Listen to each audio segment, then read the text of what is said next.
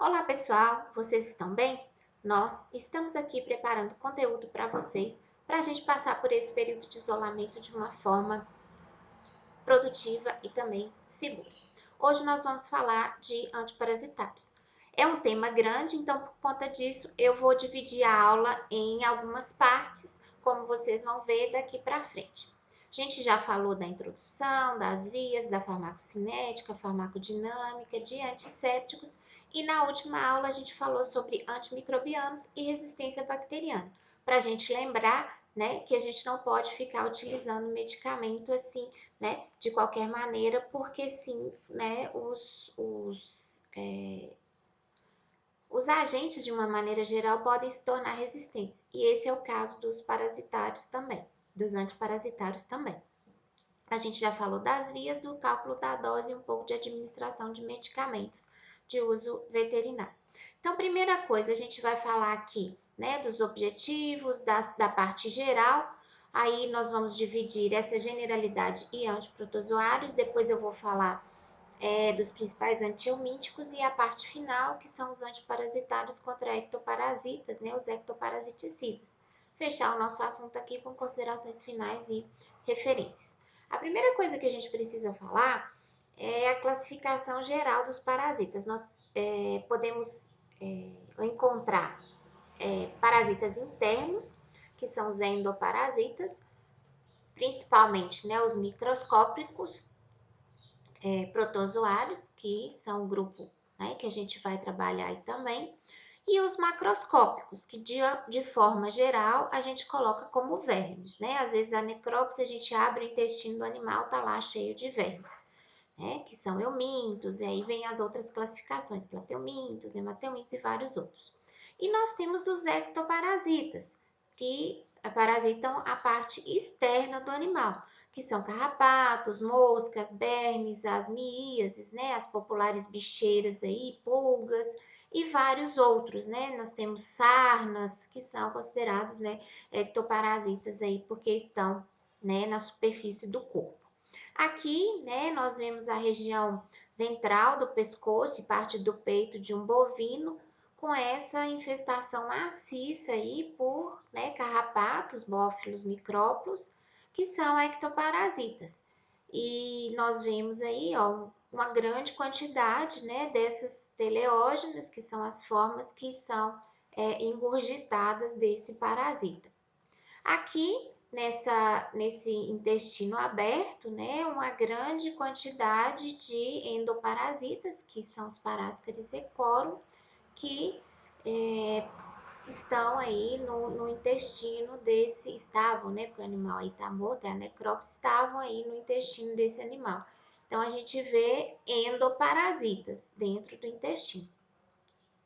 A outra coisa importante que a gente precisa falar aqui é a importância das infecções parasitárias. Primeiro, as perdas podem ser indiretas, né? Perdas subclínicas. Por quê? Olhando o animal por fora, às vezes a gente não consegue identificar se tem endoparasita ou não, ectoparasita ou não.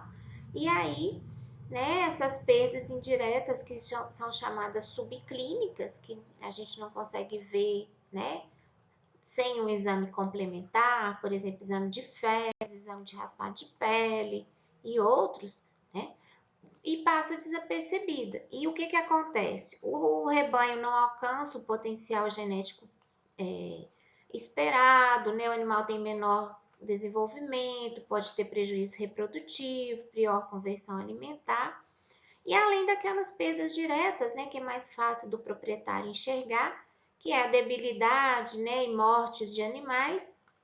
E ainda, né, esses animais podem ser o que a gente chama de vetores de patógenos, né, e fontes de zoonoses, ou seja, doenças que estão nos animais e que podem ser transmitidas aos seres humanos. E acaba, né, isso sendo muito importante. Aqui, né, era para a gente ter a figura das larvas e sintomas de verminose em caprinos, mas no PDF que vocês vão receber isso vai estar, não sei porque essa imagem sumiu aqui. E as larvas ficam na base do capim, só para explicar para vocês, e, né, na verminose os animais apresentam, né, edema de barbela vai ter mais para frente, anemia, ficam magros, com pelo feio, né? Aquele pelo ressecado e sem brilho. E aí, né, nós temos que evitar esses prejuízos econômicos causados pelos parasitas. Os antiparasitários, pessoal, são classificados como pesticidas ou praguicidas. O nome mais recente, né, é praguicida. Praguicida é produto químico usado para eliminar ou controlar a infecção e prevenir reinfestações. Nessa foto aí da direita, a gente pode ver, né, larvas de ectoparasitas, que são os bernes, né, Dermatobia hominis, que também são zoonoses, né? As pessoas podem adquirir essas larvas aí levadas por moscas até feridas pequenas feridas, e esse parasita aí se desenvolver, né, a partir ali do tecido subcutâneo da pessoa ou do animal. Às vezes a gente vê a campo, né, placas mesmo desses bernes nos animais com, sei lá, 12, 15 bernes, e isso é um desconforto, vocês imaginam um desconforto muito grande para o animal, né? Além do prejuízo ali da qualidade do couro, porque faz um buraquinho, né? Dá fibrose quando esse parasita sai, então assim compromete também a qualidade do couro, assim como os carrapatos que também comprometem a qualidade do couro. Os antiparasitários, então, são importantes sim, quando bem utilizados, para reduzir a morbidade, que é a contaminação do rebanho, e também a mortalidade. E, né, estão associados sim à melhoria do agronegócio, porque nos permitem, né, a maior produção, a comercialização adequada do couro, da carne, do leite e dos derivados. Mas, igualzinho a gente falou para a resistência bacteriana, os parasitos tendem a ficar resistentes se a pressão de seleção que igual a gente falou para antibacterianos, for grande. Por exemplo, eu começo a usar de maneira inadequada, de forma não racional, os antiparasitários. Aí, doses excessivas, banhos excessivos, o que que acontece? Nós podemos trabalhar e aparecer resistência aos parasitos. Se hoje, às vezes, funcionava uma classe de antiparasitários, às vezes daqui a alguns meses não vai funcionar. E isso é um problema sério, porque a gente não tem tantas classes assim de antiparasitários para poder lançar mão. Então, a gente fica limitado no número de moléculas, vamos dizer assim, de bases, né, que a gente pode utilizar. Isso aqui, gente, na foto da direita, é uma foto antiga que eu peguei lá da FAO, né? Que é um banheiro carrapaticida, que era muito comum nas fazendas dos anos 70 e 80 no Brasil. É como se fosse igual vocês estão vendo ali as réguas, né, de madeira nas laterais, um tronco, como se fosse um tronco, e aí o que que acontece? Chegava um ponto em que tinha uma rampa de descida e os animais eram empurrados a se mergulharem no banho carrapaticida. E reparem que o animal não cobria completamente, né? Ele ficava às vezes com parte das orelhas sem estar em contato com a cauda, gastava-se muita cauda. A cauda é quando a gente dissolve, né? Aquele antiparasitário em água, geralmente eles vêm concentrados, com uma dose especificada, sei lá, 5 ml para 50 litros. Aí você faz aquela calda e pulveriza o animal. Alguns de vocês já devem ter visto isso aí. E aí o que que acontece? Esses animais que não molhavam, né, o corpo todo acabavam tendo locais para perpetuação daquela infecção parasitária e mais ainda para desenvolvimento de resistência. E aí inventaram uma ideia, né, de fazer um gancho, né, como se fosse uma forquilha assim, né, aí para abaixar a cabeça do animal na cauda. E nisso o animal bebia a cauda, entrava a cauda no olho do animal, uma verdadeira confusão que fazia na propriedade. Aqui os banhos de antigamente, reparem aí, ó, que eu coloquei a seta, né, da direita, a pessoa que está banhando o animal sem roupa de proteção, né, e o animal só contido por uma cordinha ali para ser banhado o banho carrapaticida.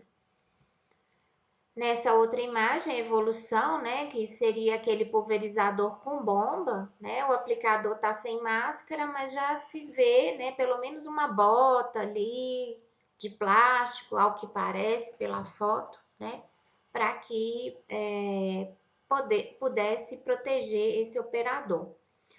Aqui é a imagem do que aconteceu depois da utilização, né, de maciça de organofosforados numa propriedade. Vocês vejam o dado aí, né?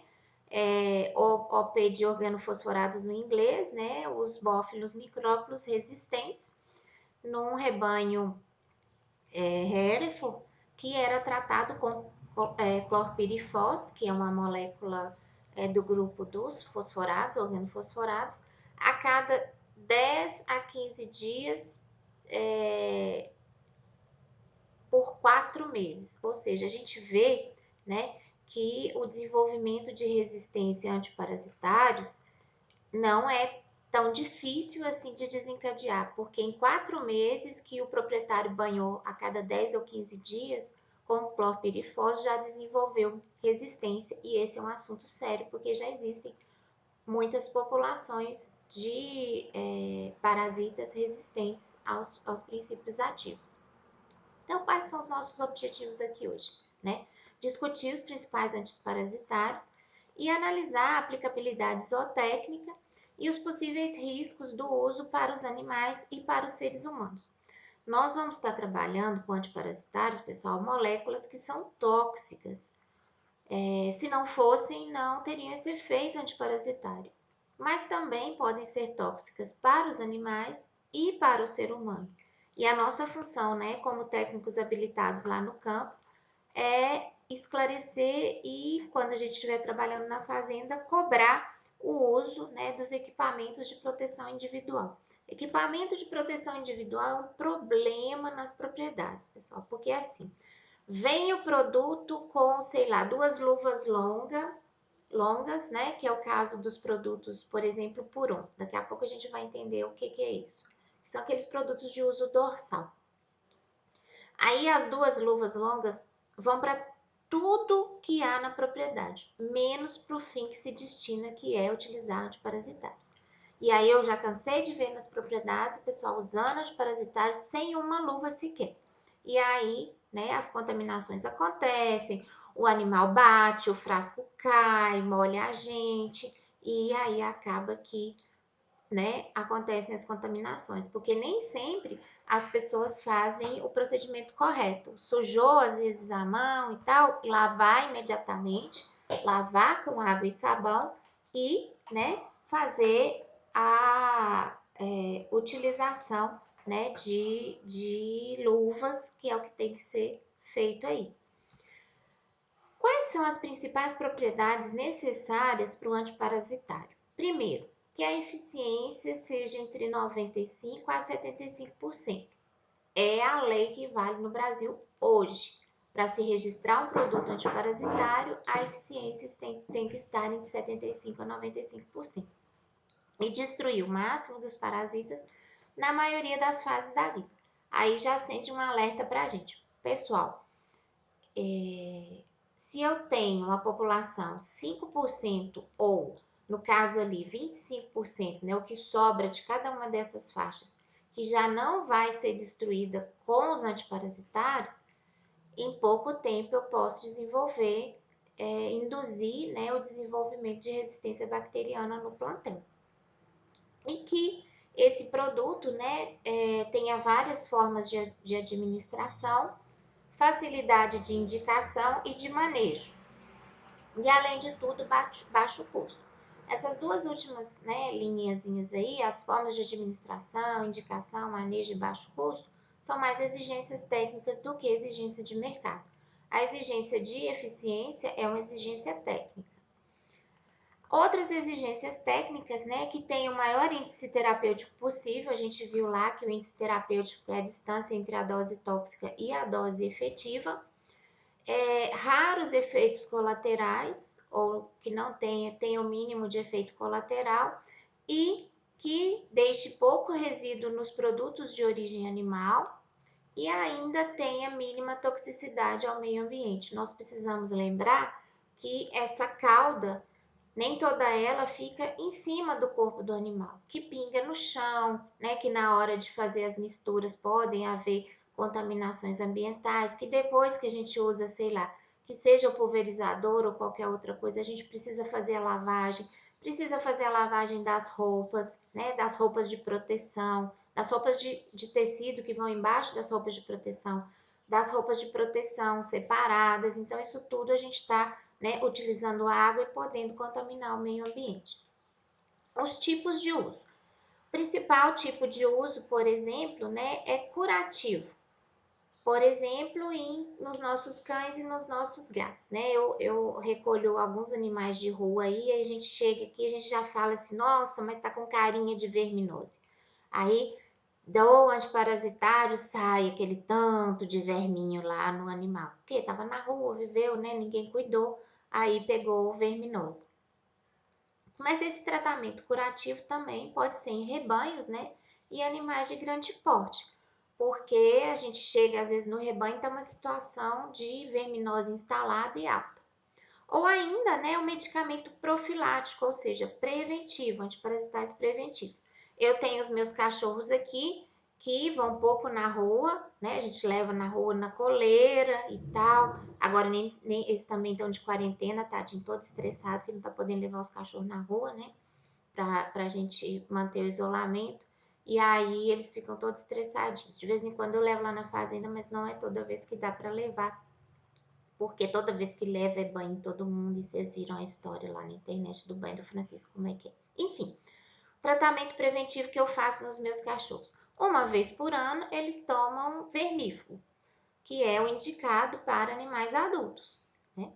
O tratamento estratégico a gente tenta tratar nas fases piores para a fase de vida livre do parasita. Geralmente, o proprietário acha que a gente tem que dar mais vermífugo para o animal. Tem uma formulazinha mágica aí que o pessoal usa no campo, que é assim, fala assim, na entrada da seca e na entrada das águas.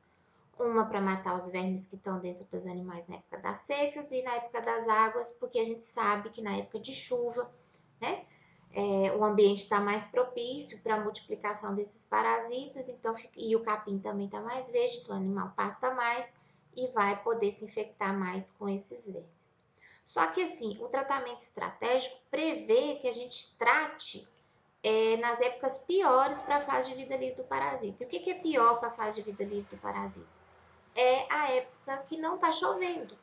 Então, a gente tenta limpar o rebanho na época de seca, porque aí na hora que chover, já vamos ter uma carga parasitária muito menor e não vai precisar utilizar antiparasitário nas águas e nas secas, né? Como os proprietários falam aí. Isso, para a gente, esse tratamento estratégico é muito importante para a gente não ficar utilizando antiparasitário o ano inteiro e ter maior chance, né, de seleção de populações resistentes aí aos antiparasitários, que é uma coisa importante, a gente já vem falando aqui na aula.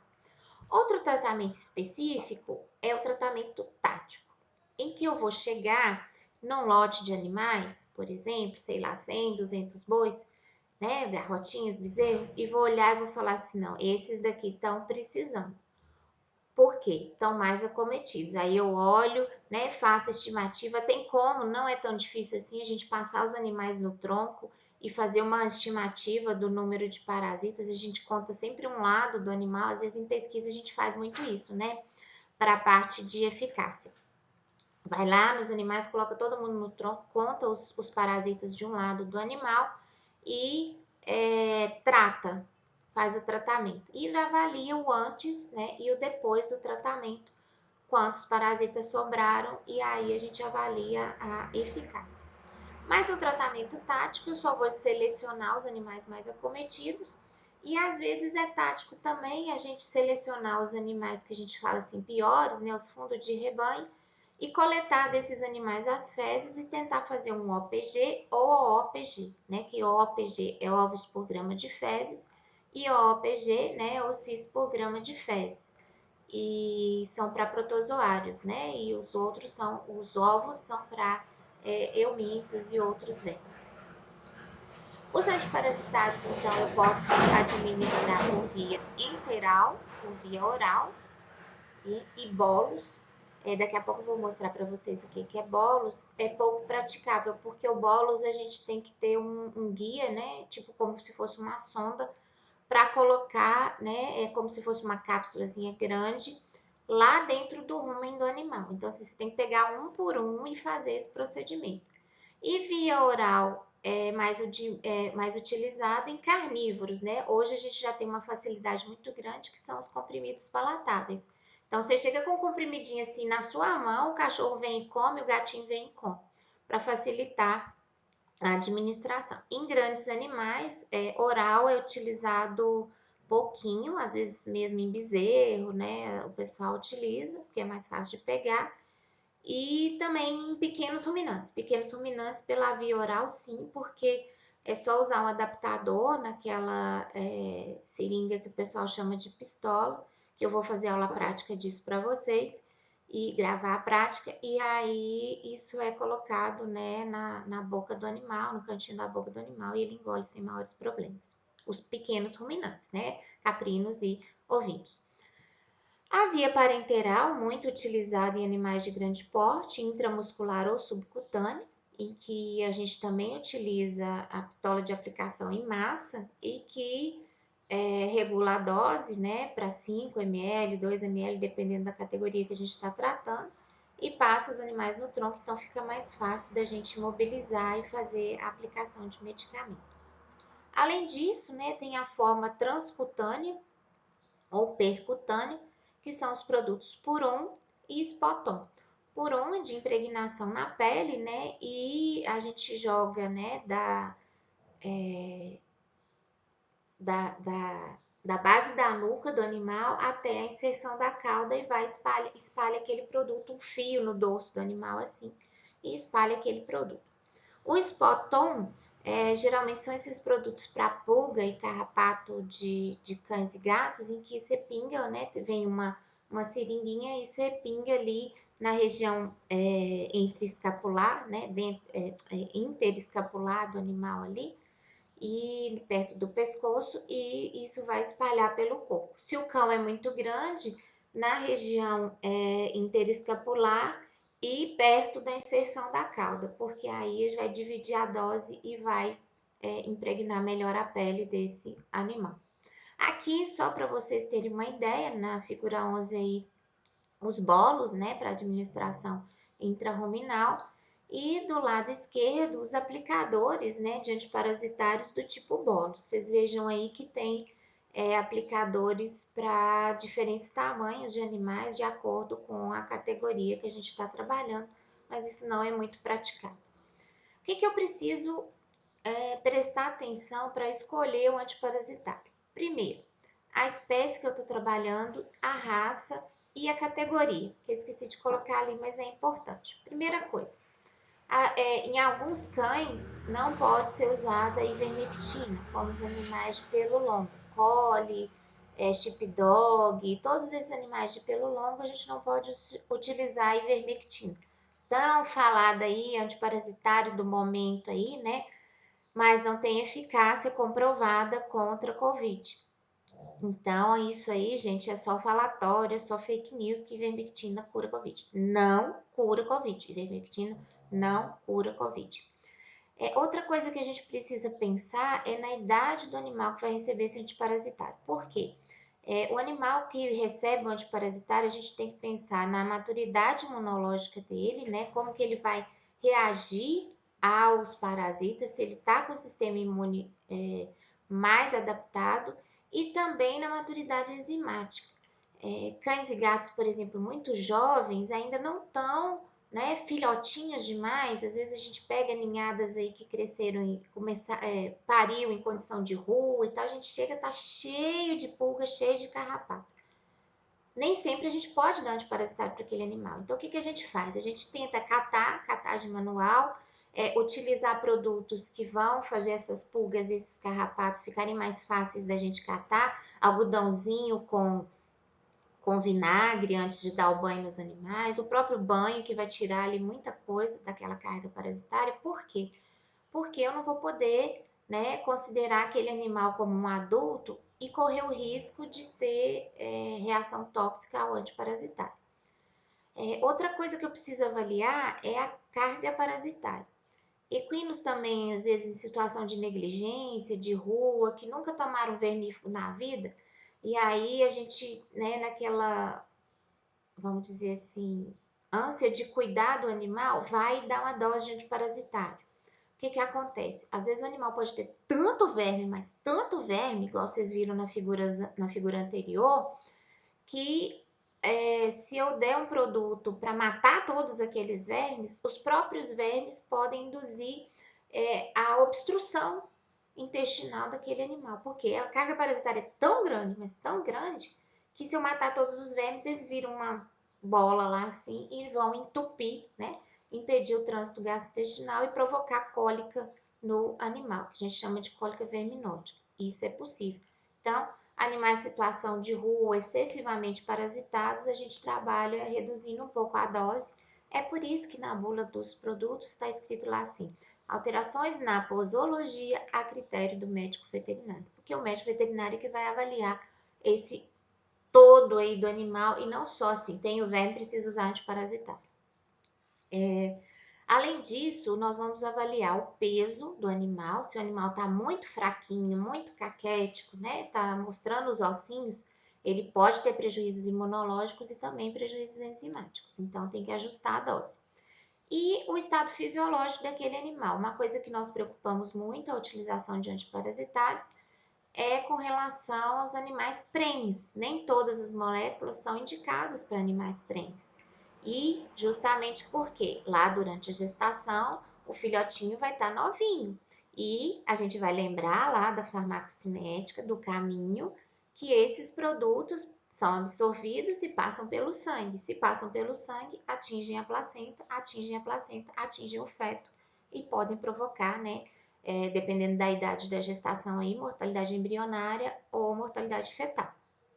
E o tipo de parasito, se eu tenho ectoparasitas, endoparasitas, mista infecção, endo e ectoparasitas juntos, se os parasitas estão ou não resistentes àquela droga, se os parasitas, igual a gente vai ver a classificação, se são coccídeos, se são eumintos, se são plateumintos, se são nemateumintos e toda aquela classificação que vocês viram muito bem lá na parasitologia, que eu sei que o professor Eduardo trabalha com vocês. Essa primeira parte, então, a gente termina por aqui, né? A parte de escolha dos antiparasitários e nós agora vamos passar para um assunto que são os antiprotozoários.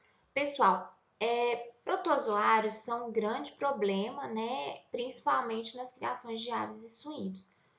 Disse que 1,5 bilhões de dólares são perdidos na avicultura mundial por infecções por Eiméria.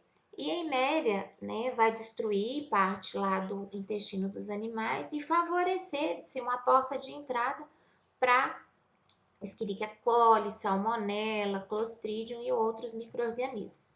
E ainda nós temos em suínos o parasita que é a Isóspora suis como o protozoário importante aí. Os antiprotozoários, né, os anticoccidianos, começaram a utilização deles em 1935 com as sulfonamidas, em 1950 com a nicarbazida e em 1970 com os ionóforos. Aqui na figurinha vocês veem, né, uma esporogônia aí de coccídia, é um das formas que a gente consegue visualizar no exame de fezes dos animais. O que a gente precisa na atualidade? Diminuir a resistência aos antimicrobianos, porque antiprotozoários podem ser chamados antimicrobianos também, igual a gente viu para os antibióticos, e diminuir ou zerar os resíduos nos produtos de origem animal.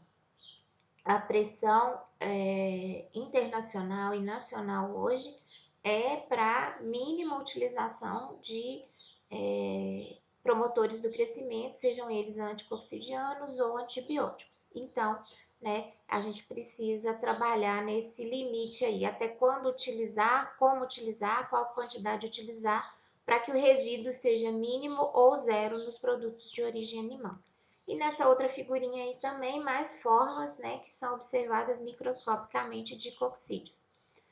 Então, os anticoxidianos que fazem aí parte da história da exploração, né, comercial de aves e suínos, permitiram sim que os índices zootécnicos melhorassem, tanto pelo uso como curativo como preventivo. O que que acontece? O uso curativo é aquele, está com surto de hemeriose na granja, entra com o medicamento de forma curativa. E o preventivo seria o uso como promotor de crescimento. Mas, como promotor de crescimentos ou aditivos, né, estão proibidos na Europa e nos Estados Unidos, né, e somente admitidos em granjas com manejo excelente, no caso aqui do Brasil, que ainda pode utilizar, né. E a recomendação é o uso terapêutico para esses produtos e priorizar as medidas preventivas além de vacinas, das vacinas contra, né, outras doenças concomitantes aí. Vocês lembram que eu falei em antimicrobianos que promotores do crescimento não podem ser utilizados para corrigir manejo? É isso, corrigir manejo inadequado? É isso. Somente quando os animais estão com manejo excelente é que a gente pensa em utilizar, né, um uso terapêutico aí num surto, por exemplo, de hemeriose.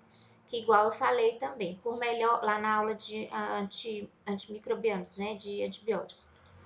Por melhor que seja o manejo, algum animal vai adoecer dentro da propriedade. E como aves e suínos são criados muito em lotes, né, muito grandes, a densidade muito grande, aquela doença se espalha facilmente aqui.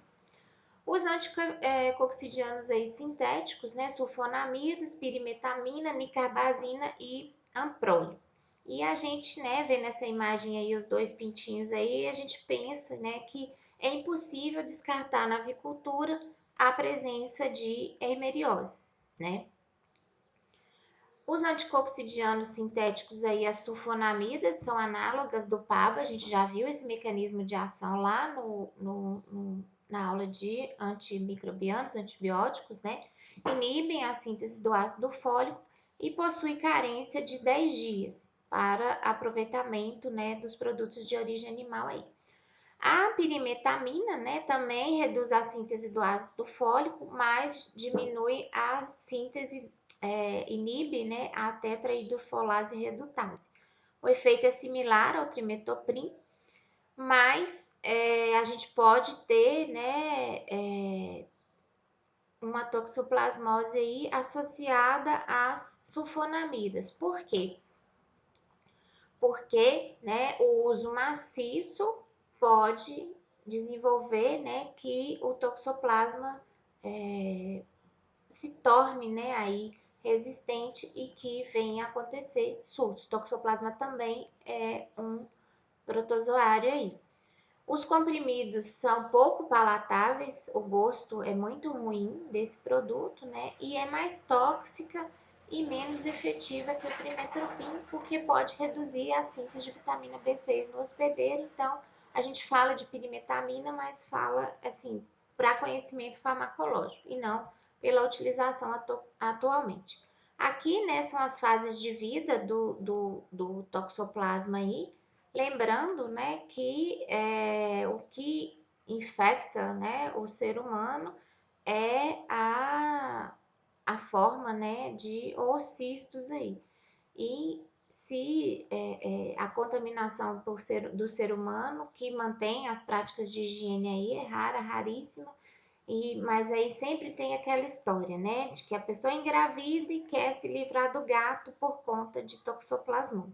Gente, só se a pessoa assim comer cocô de gato, ou então, né, para ela se tornar um dos hospedeiros como gato, ou então, né, sei lá, comer carne de gato contaminada com os oocitos, que aí a pessoa vai, né, ter essa infecção por toxoplasma. Eu mesmo mexi com gato a minha vida inteira, não tenho, nunca tive, já fiz teste de imunoglobulina para saber se tinha infecção por toxoplasmose e nunca tive. Então, assim, e mesmo quando criança, né, a gente sabe que por mais que a mãe da gente fique no pé, nossa prática de higienização não é tão adequada, igual quando adulto, que a gente tem mais consciência, né, do que é importante, lavagem de mãos, essa coisa toda. Agora, né, nós vamos falar de anticoxidianos sintéticos do grupo danicarbazina. Inibe o metabolismo da mitocôndria e atua na segunda fase dos esquizontes, também com período de carência de 10 dias. O ampróleo, outra classe, é análogo da vitamina B1, é hemeriostático, ou seja, é preventivo e curativo. E estático, a gente lembra que é o que paralisa o desenvolvimento do micro-organismo, né? E o SIDA é o que mata, então ele é hemeriostático, paralisa o crescimento da heméria. E o organismo estando bem, vai expulsar aquela heméria. O período de carência na carne são 3 dias.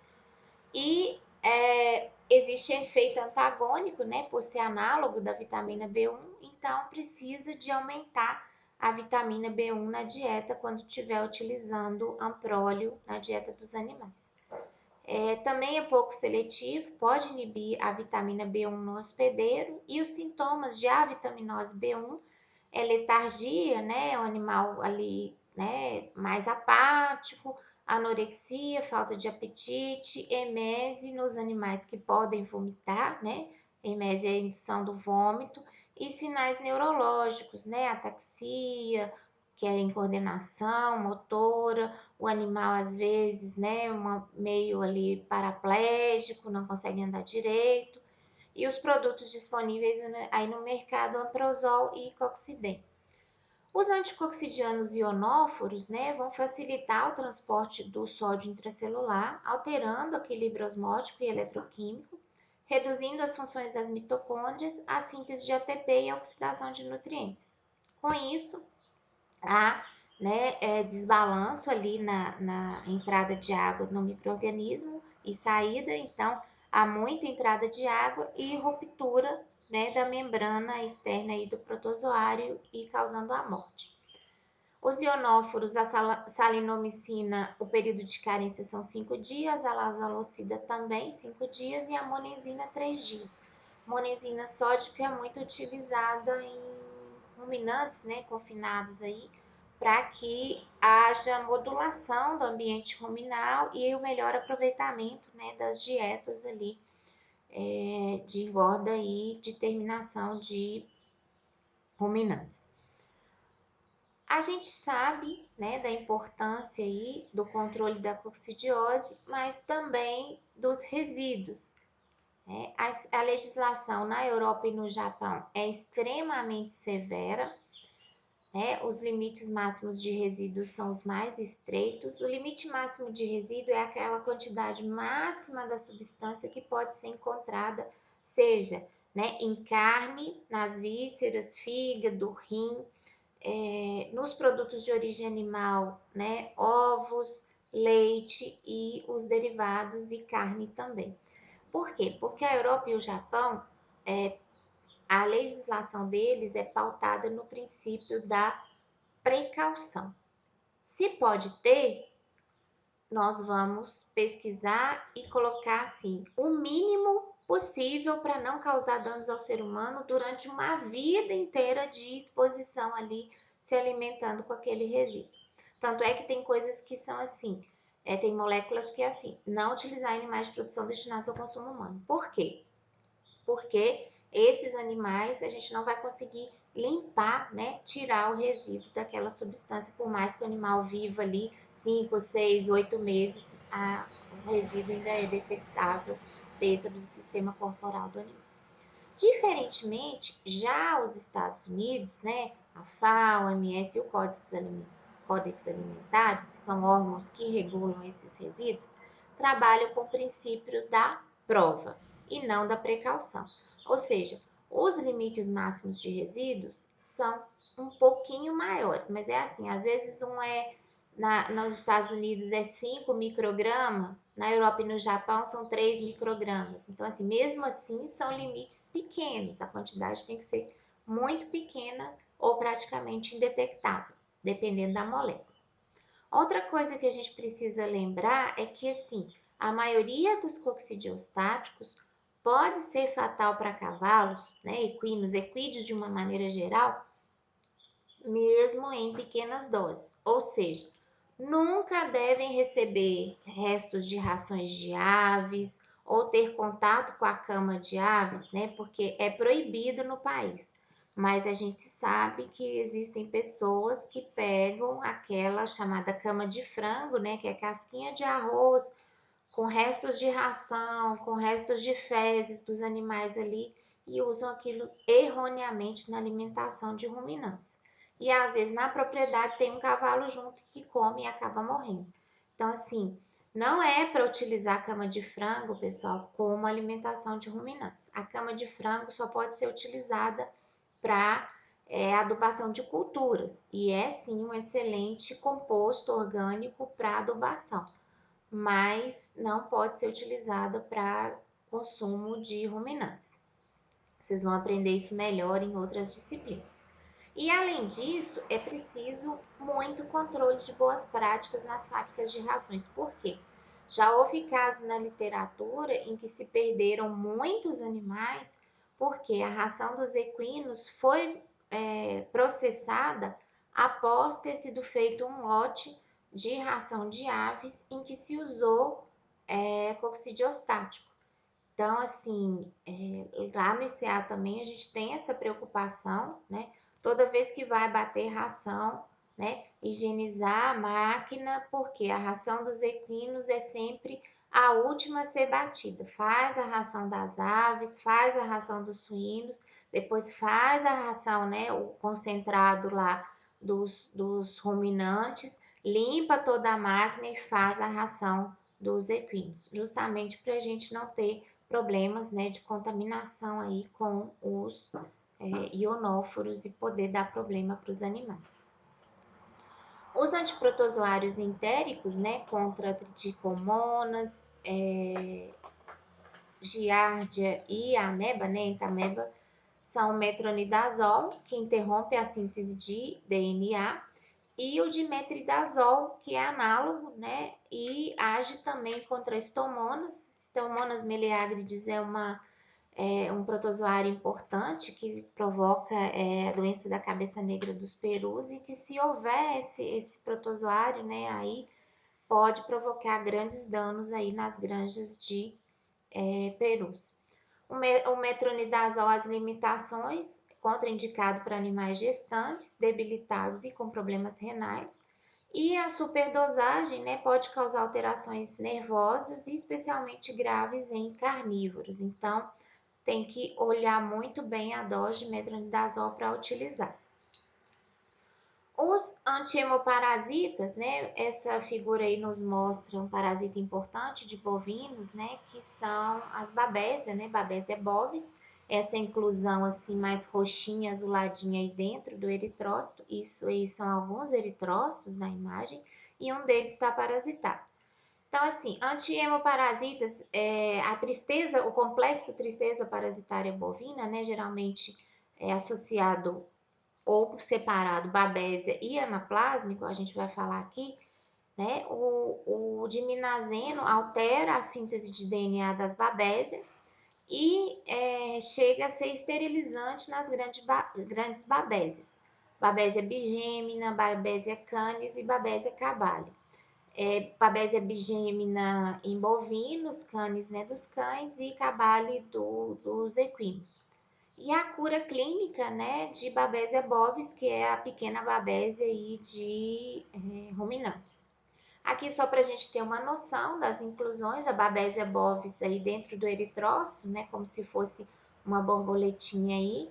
A Babesia bigêmina, por ser grande, ela não fica esticadinha assim dentro da célula, então ela se dobra, né, uma figurinha aí parecendo um desenhozinho esquemático de um pulmão. E a anaplasma marginale justamente fica no ladinho assim da hemácia como uma inclusão menor. O diaceturato de diminazeno é muito tóxico para o sistema nervoso central, então pode provocar salivação, tremores musculares, indução do vômito, né, nos animais que vomitam. e a atropina, que é o antídoto. Os produtos aí, né, alguns deles, Ganazeg, Ganatete, associado à tetraciclina e também de Minazine B12, associado à vitamina B12. Aqui, né, no lado esquerdo da figura, só rapidamente explicando aí o ciclo, né, de desenvolvimento das babésia. E do lado direito, o principal transmissor, né, desse hemoparasita, que é o carrapato aí, né, Boófilos micrófilos. Esse carrapato, né, transmite a babésia de animal para animal. As tetraciclinas, né, contra hemoparasitos aí, inibem a síntese proteica, a ligação do RNA transportador ao ribossomo na subunidade 50S, e são, né, drogas de escolha para heliquiose e anaplasmose. E existem outras, né, que podem ser utilizadas em rifloxacino, doxiciclina, né, muito utilizada doxiciclina em grandes períodos. Acho que o último cachorro que eu tratei com doxiciclina para Eli, que a prescrição da colega veterinária foi de 26 dias. Então, você tem que dar esse antiprotozoário 26 dias para o animal que está com erliquiose, né? Que é um problema sério aí, chamada, né, a doença do carrapato aí do cachorro. Mas não é a doença do carrapato, é a doença transmitida pelo carrapato. Aqui a gente para a primeira parte da nossa aula, porque senão o assunto fica muito grande, e a gente volta daqui a pouquinho para falar sobre antiomíticos. Curtam, estudem e fiquem em casa, fiquem seguros. A gente volta já já.